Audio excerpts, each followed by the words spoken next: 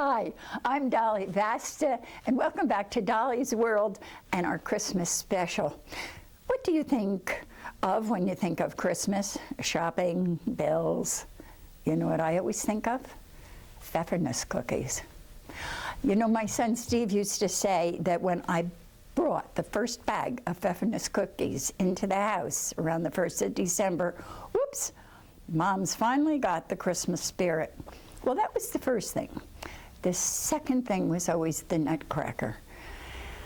I love the Nutcracker ballet. I can't tell you how many times I've seen it. A few years ago, Dave and I went into New Brunswick and we taped a portion of the American Repertory Ballet's production of the Nutcracker Suite. We went backstage and we talked to Graham Lustig, who is artistic director of the American Repertory Ballet. We interviewed some of the dancers and we had a wonderful time, and we got a good look at what went on behind the scenes of a finished production. I got so nostalgic for a pair of toe shoes that I thought you might like to join me in Visions of Sugar Plums.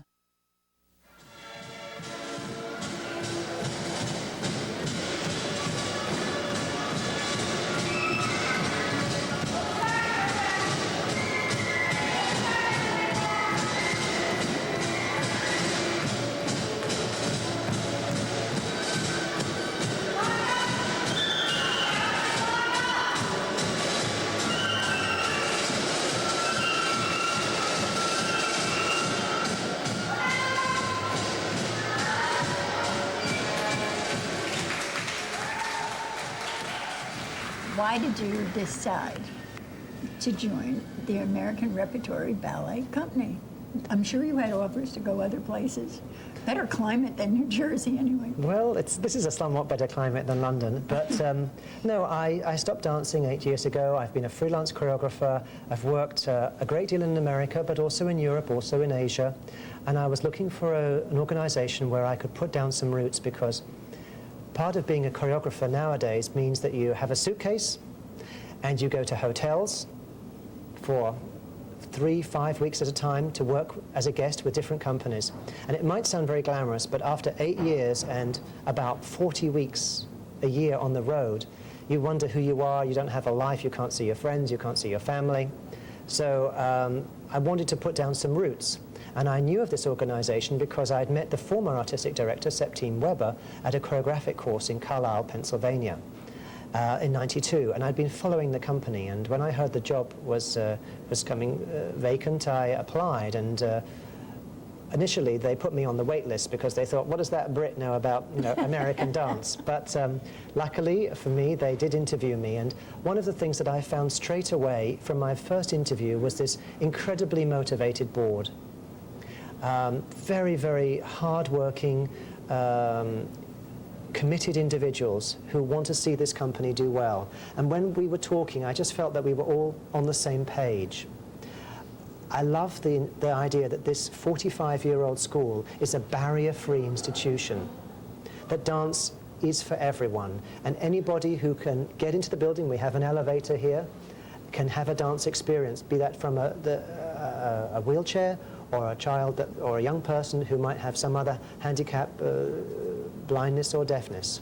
So I think that's a tremendous accolade for an organization to be reaching out into the community and serving the dance needs from a perspective of be an adult beginner, a young child, and of course we have a fast track to produce professional dancers, who are some of whom are coming to perform with the company, the American Repertory Ensemble.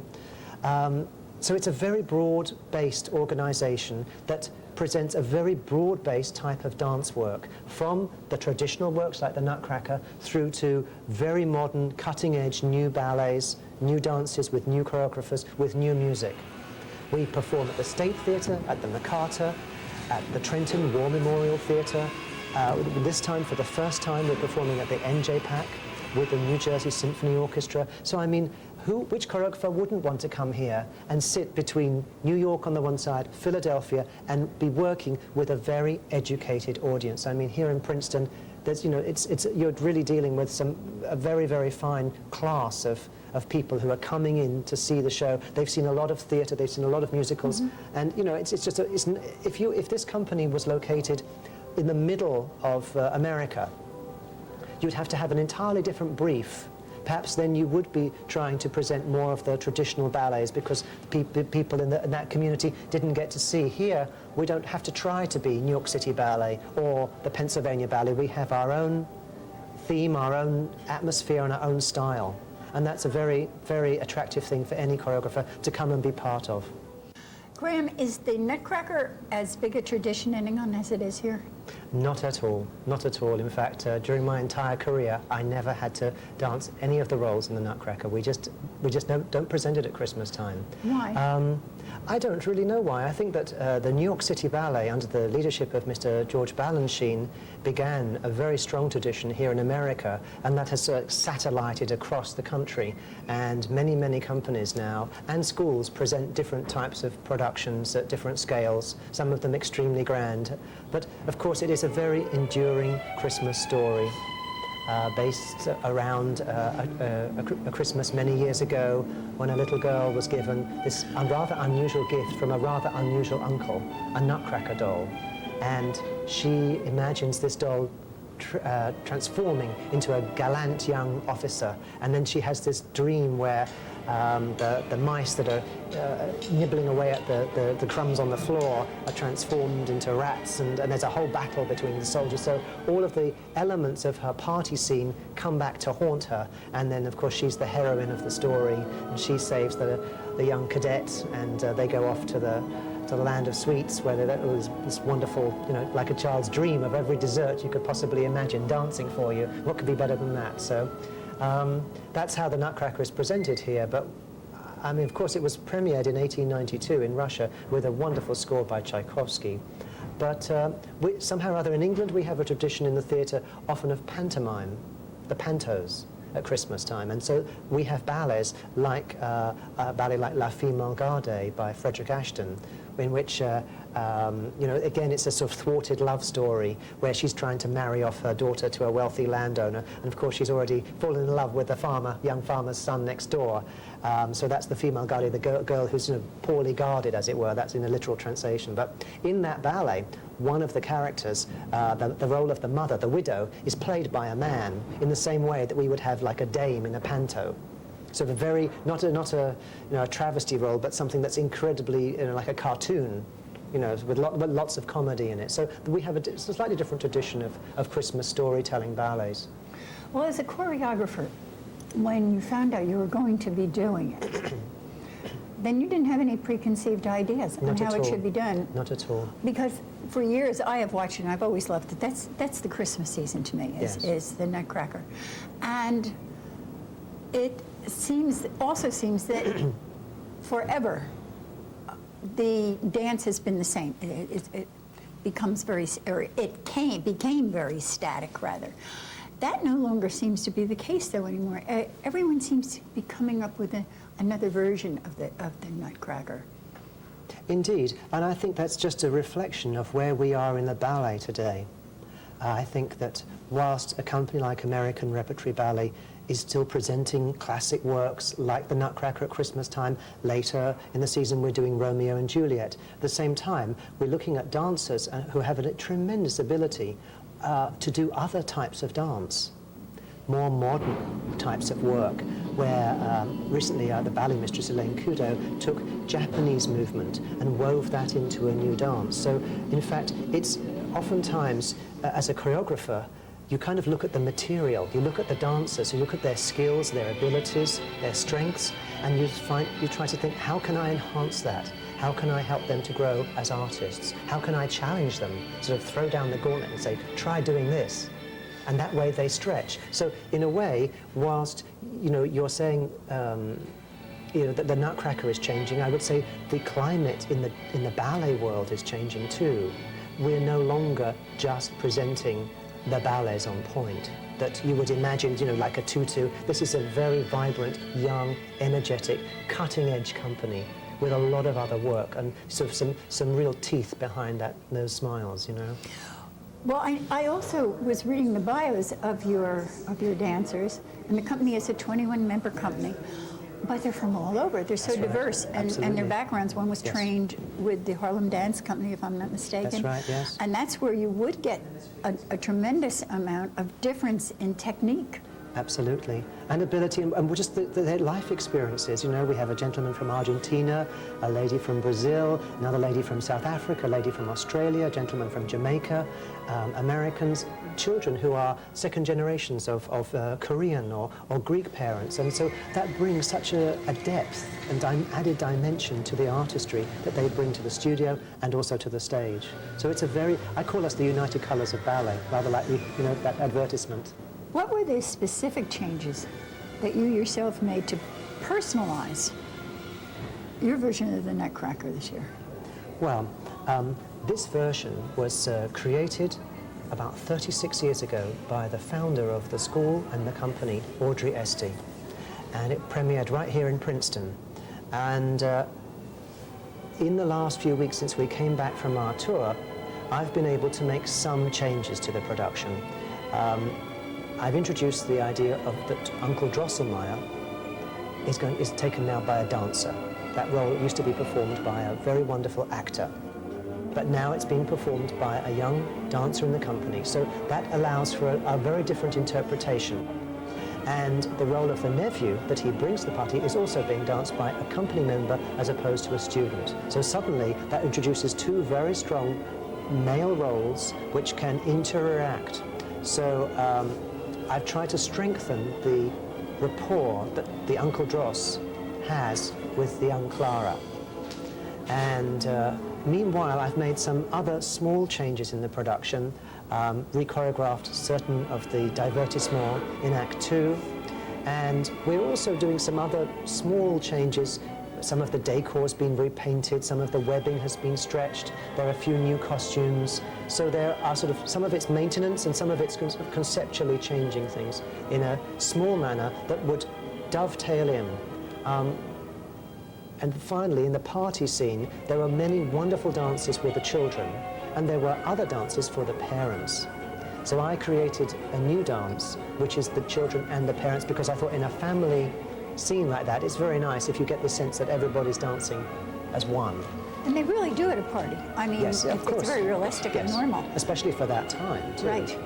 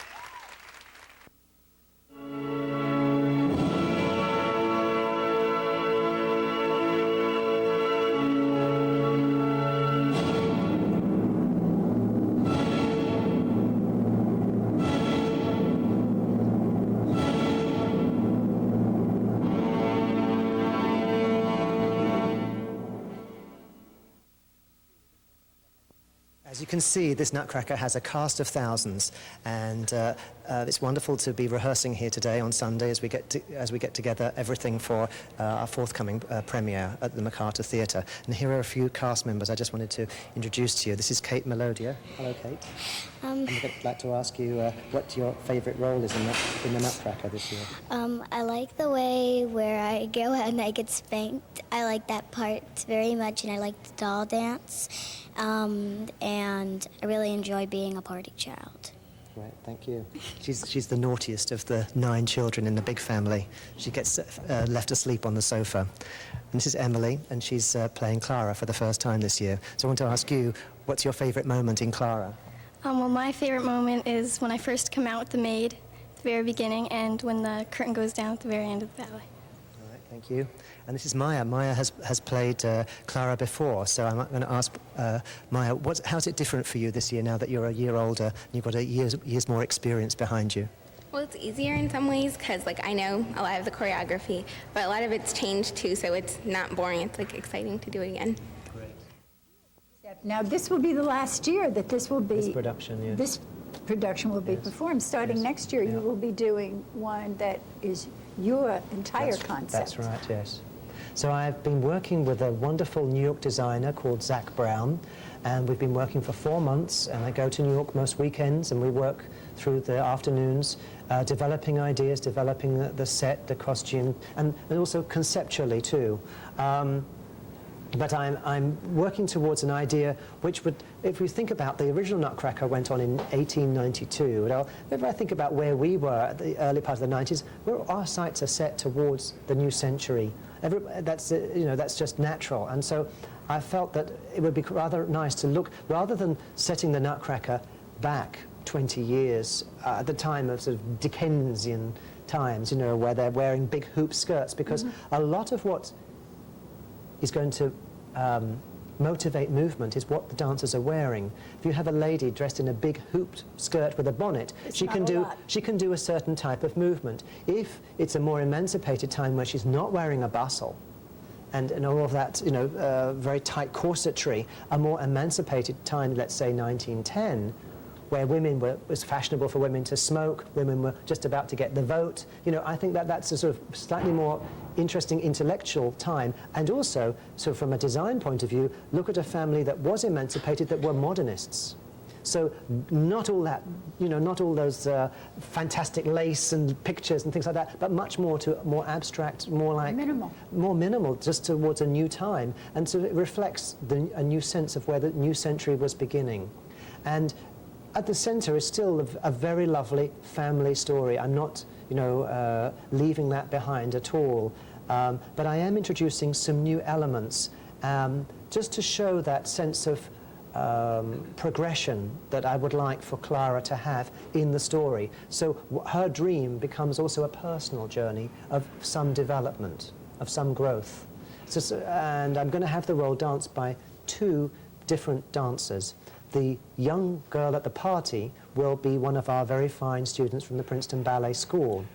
But during that transformation scene where it goes into her dream, that role will be taken over by a company lady, one of the younger company ladies. So she will, because technically she'll be stronger and it'll be more appropriate, so she will have the journey and it will come back to the little girl's dream at the end of the story. Would you rather work to... well, I say canned music, but it's not. It's taped. Not at all. Or Not at all. with live music. Always with live music, whenever. And for our opening night, we did have the Philip Glass piece was played live on stage, and we will be performing at the New Jersey. At the NJ-PAC. We'll be performing with the New Jersey Symphony, and for some of the performances at the State Theatre here in New Brunswick, we'll also have an orchestra. But I'm very committed, and in fact, on the horizon, another very exciting development is that for our opening night next season, October 2000, we'll be collaborating with the Princeton Chamber Symphony. So they'll be performing with us on our opening night performances. That is exciting. It's marvellous. So there's so many useful synergies here. They're wonderful theatre companies, wonderful local orchestras and musicians. There's a lot to be discovered. I just wanted to ask you one more thing, because I know that you have to get back to class. What do you see for the future of this dance company? I see a very exciting future. I think the company is poised to break through the next glass ceiling above it. We're going to be presenting some wonderful new ballets, presenting some of the best young American choreography. And we've got a great group of performers here, real performers, not studio performers, but people who really know what the business is and can deliver on stage. And everything I've seen from them so far just makes me so excited for a very promising, exciting potential that's out there, just around the corner in the new century. What about yourself? Well, I'm learning. You're here forever? I'm here forever. I've burnt my bridges, so to speak. Not my breeches, my bridges.